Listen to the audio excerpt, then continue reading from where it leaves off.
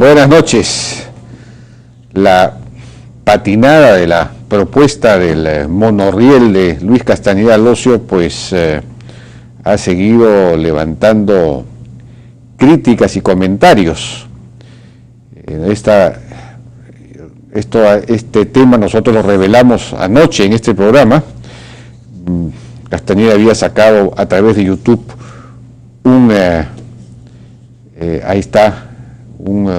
video con su propuesta del monorriel, pero resulta que ese monorriel va por la misma ruta que la línea 6 del metro, y con la diferencia que el metro es una solución mucho más completa que la del monorriel, mucho más eficiente, porque puede transportar mucho más gente en menor tiempo, digamos, y con menos interferencia, digamos, estética, ¿no es cierto? Y entonces realmente parece que Castañeda Locio no tenía información, no sabía acerca de la existencia de la línea 6, no está enterado de los avances de planificación urbana que hay en Lima. Y bueno, Enrique Cornejo hoy comentó acerca de esto. Esto fue lo que dijo. Un tremendo error y una gran improvisación. ¿Por qué? Existe ya en una ciudad como Lima, con casi 10 millones de habitantes, incluimos al Callao también como una realidad física única, un sistema de transporte rápido y masivo que toda ciudad de este nivel debe tener. Un monorriel, existen monorrieles, por supuesto, en el mundo. Esto no es peyorativo. En Disneylandia hay un monorriel, ¿no es cierto? Sí. Y bueno, cumple su función. Pero en una ciudad como Lima, no podemos poner el transporte masivo estructurador en un monorriel. Ahora, yo le he escuchado... ¿Por qué no? ¿Por qué no? Porque el sistema estructurador tiene que ser masivo y el elemento, incluso el nombre de un sistema de monorriel es un sistema, digamos, anterior, es un sistema alimentador, no es un sistema estructurador. Entonces, la base tiene que ser la mayor cantidad de personas que vayan por el metro, que tiene vía propia, que no se para en ningún semáforo, que tiene un concepto masivo por el trazo, y entonces todo lo demás complementa eso. Si vamos a hacer o peor todavía, en la línea 6, ¿no?, un sustituto técnico que es de menor jerarquía y de menor capacidad, y no menos caro, porque ese proyecto cuesta casi 2.000 millones de dólares. Entonces, ¿cómo me van a decir que un monorriel es más barato cuando yo estoy demostrando que 35 kilómetros, además con trenes de última generación, cuesta menos o casi igual que lo que me están planteando? De manera que tampoco es el tema económico. El primero en criticar el monorriel, como dijimos ayer, fue Salvador Heresi, otro candidato a la alcaldía de Lima. Bueno, hoy se presentó la primera ministra, Ana Jara, en el Congreso para explicar las políticas generales del gobierno y conseguir de esa manera el voto de confianza. Fue un discurso largo, a nuestro juicio, que comenzó por lo menos toda la primera parte de una manera muy triunfalista, muy poco autocrítica, como hablando solamente de los logros y los avances, pero muy poco de los errores que habían llevado y que han llevado a la desaceleración importante que se ha producido, ¿no es cierto? Y sin duda esa falta de autocrítica molestó a las distintas bancadas y ha molestado a la opinión pública, porque ella de alguna manera había vendido la imagen o el mensaje de que ella es verdadera, es auténtica, ella dice la verdad, ¿no? Bueno, en todo caso la orientación del discurso y de las políticas es correcta, incluso para reactivar la inversión privada, pero quizás no lo suficientemente potente, ¿no? Los medios que ha presentado para reactivar la inversión privada a fin de retomar niveles de crecimiento importantes, pues no son lo suficientemente potentes y eficaces que se podría conseguir, que se podría tener. En todo caso, incluso hay temas que no se tocaron, como por ejemplo la necesidad de una reforma de la descentralización, la reforma laboral, en fin, claro que a estas alturas, faltando menos de 2 años para las elecciones generales, ya los partidos toman distancia y la posibilidad de un acuerdo político que haga viable estas reformas, que son reformas complicadas desde el punto de vista, digamos, político, para la redundancia, pues se alejan cada vez más. Bueno, esta fue parte de la intervención de Mauricio Mulder, por ejemplo, en el Congreso, luego del discurso de Ana Jara.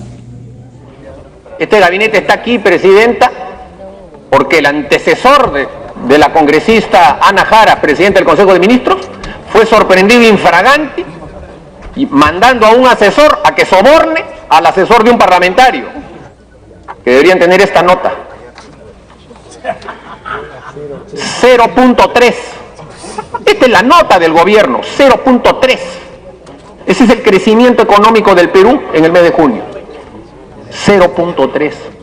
Que no, que los precios internacionales, mentiras. Precio del cobre y precio del oro en el año 2006 eran menores a los actuales, porque tienen todavía el discurso de que promover la inversión por alguna razón les parece malo. Y por eso el presidente de la República, en el caso emblemático de Conga, dijo: no es un problema de la empresa. Ahí está, pues. Este es el resultado. No promover inversiones. Este es un gabinete jalado. Por esta cifra y por la desaceleración económica del gobierno, 2 millones de peruanos que son pobres pudieran haber dejado de ser pobres si se hubiese mantenido el ritmo de la década anterior. 2 millones de peruanos siguen siendo pobres gracias a este gobierno. 1.200.000 peruanos no tienen empleo. Pudieron haberlo tenido si se mantenía el crecimiento. No lo tienen. Y es más, en diversos sectores ya comienza el decrecimiento. En el sector industrial, manufacturero, donde está justamente la mano de obra. Decrecimiento económico, Presidenta. Menos 0.1%, ya son despidos. Pequeños. Pero eso ya se llama despidos, Presidente. Entonces, las cifras de este gobierno son cifras jaladas. Quedarán en la historia como el gobierno que frenó al Perú. Por eso nosotros no vamos a votar a favor de la confianza que se nos está demandando.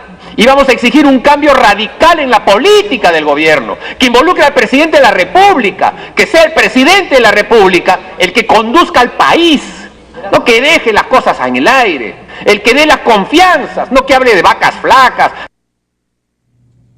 Bueno, hay varias agrupaciones, varias bancadas que han anunciado que no van a dar el voto de confianza. Estamos ahora conectados vía microondas con el Congreso, porque la presentación de la primera ministra continúa y el debate todavía no se ha agotado. Estamos comunicados con Juan José Díaz Dios, que es vocero de Fuerza Popular, y Juan Carlos Seguren, congresista del PPC. Buenas noches, ¿cómo están? ¿Cómo les va? Buenas noches, gracias Jaime. Juan José Díaz Dios, bueno, ¿cuál es su apreciación acerca del discurso? Y ustedes han anunciado que no van a votar a favor de la confianza, ¿van a votar en contra o se van a abstener? Sí, todavía no hemos anunciado nada, Jaime, buenas noches.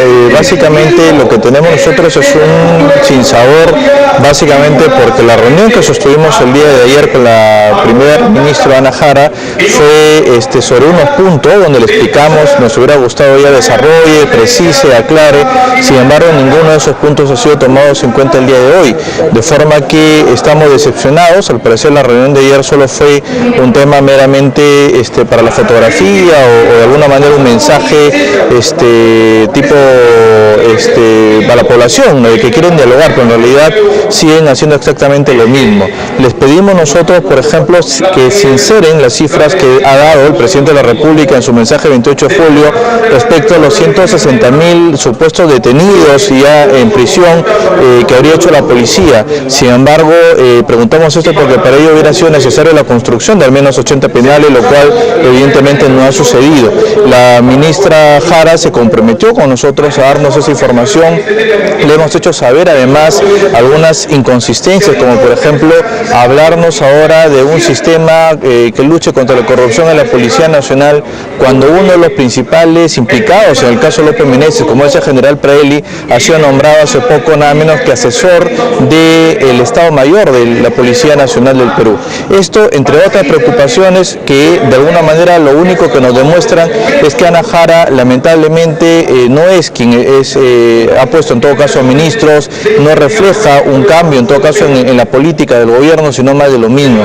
Estamos viendo los mismos rostros prácticamente que del gabinete Cornejo. El único cambio que es que salió Cornejo, entró Jara y entró finalmente Freddy Otárola, pero la idea del primer ministro es que pueda plantear a su equipo de ministros de alguna manera con el cual se haga un cambio, una diferencia, que responda en todo caso no con poemas, sino realmente con soluciones para la población.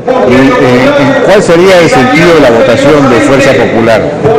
Bueno, ahora mismo nos encontramos conversando con otra bancada de oposición respecto a cuál sería, y evidentemente también dentro de mi propia bancada, cuál sería el sentido de nuestro voto, pero evidentemente no ha resuelto de alguna manera las preocupaciones que nosotros teníamos, de forma que a estas alturas veo casi imposible poder dar un voto de confianza, básicamente porque ni siquiera ha cumplido, reitero, con desarrollar los puntos como la AFP, la huelga médica, entre otros temas que está esperando la población ya bastante tiempo, la respuesta del caso, y solamente nos ha leído un poema pues al finalizar su discurso. ¿Pero votarían por el no, digamos, o se abstendrían? Es una posibilidad, estamos evaluando todavía en este momento. Creemos que a la señora Ana Jara le queda una oportunidad adicional, porque después del debate de los parlamentarios se le da el uso de la palabra para ver si puede enmendar y en todo caso demostrarnos que ella es de alguna manera realmente la premier y quien está al mando en este momento del gobierno. De no hacerlo, creo yo que lo que significaría básicamente es que siguen pues poderes paralelos nombrando al ministro de Estado. No es la primer ministro, reitero, Ana Jara no ha nombrado a nadie en este gabinete, y siendo así vamos a hablar como bancada y luego coordinando con otra bancada de oposición cuál sería la mejor respuesta de cara al país. Juan Carlos Seguren, la misma pregunta, ¿cuál es su apreciación y cómo orientarían, cuál va a ser su conclusión en términos del voto? Bueno, hola Jaime. ¿Qué tal? En principio, desde la primera intervención que se ha tenido como bancada, después de escuchar el discurso de Ana Jara, hemos señalado clara y enfáticamente y sin lugar a dudas que vamos a abstenernos, porque la razón es la siguiente. En primer lugar, en el discurso no hay un mea culpa, no hay un reconocimiento del escenario en el cual estamos en este momento, ni una propuesta seria para revertir esta situación. En los 3 años de gobierno hemos tenido una caída dramática del crecimiento del PBI, se ha pretendido engañar al Congreso y al país en general, señalando que pese a ello seguimos liderando el crecimiento en Latinoamérica, tema que es falso. Está por delante Panamá, está por delante Colombia, está por delante Bolivia, está por delante Ecuador. Ahora estamos ubicados en el puesto 7 de crecimiento, lo cual implica graves responsabilidades de este gobierno, y además todos los índices de reducción de la pobreza, de crecimiento del empleo, de la inversión ha pasado del 2011 de un escenario de cerca del 20% a 3.9 el año pasado y prácticamente cero. En consecuencia se requiere un golpe de timón, un cambio de políticas de gobierno, de políticas sectoriales, de estilo de gobierno, de liderazgo del presidente, y nada de eso se ha planteado. Correcto. Bien, muchísimas gracias. Bueno, la cosa está clara. Ahora, ¿usted cree que de todos modos obtendría el voto de confianza considerando la inclinación de las distintas bancadas? No lo sé, no hemos hecho las matemáticas que corresponden, lo que hemos fijado es una posición clara, diáfana, transparente, y la misma que la vamos a mantener, suceda lo que suceda. Bien, bueno, entonces lo que estamos viendo es que la bancada del PPC junto con sus demás aliados pues votaría por la abstención. En cambio, en el caso de Fuerza Popular todavía no hay una decisión acerca de si se van a abstener o más bien estarían en contra, ¿no es cierto? Efectivamente, lo vamos a hablar en los próximos minutos. Vamos a ver pues. Bien, muchísimas gracias a nuestros invitados por su participación en la hora INE. Vamos a ir a una pausa y vamos a regresar ahora con una mesa integrada por el economista Roberto Abusada, por Gino Acosta, de Ciudad Nuestra, y por José Luis Escafi, socio y gerente general de Apoyo Consultoría Pública, para analizar precisamente el mensaje de la presidenta del Consejo de Ministros.